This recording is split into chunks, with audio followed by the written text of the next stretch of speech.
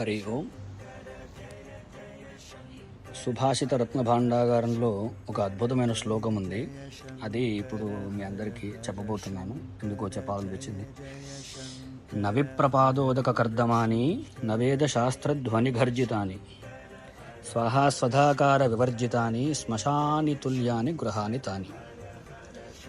అర్థాత్, ఎవరింట్లో అయితే బ్రాహ్మణులు, సాధువులు, సత్పురుషులు రాకుండా ఉంటారో ఆ గృహము శ్మశానంతో సమానమంట.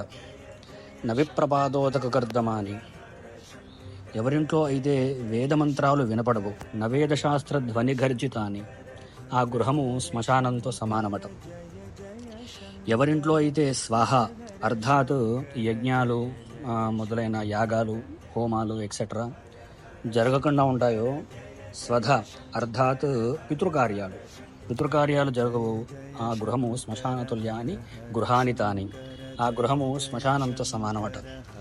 కావున సనాతన ధర్మంలో ఉన్న ప్రతి ఒక్కరూ, మనమందరము బ్రాహ్మణుల సేవ, సాధువులు సత్పురుషుల సేవ, యజ్ఞ నారాయణ సేవ ఇవన్నీ చేయాలి. మిమ్మల్ని మీరు భాగ్యవంతులుగా మార్చుకోవాలి. హరి స్వస్తి.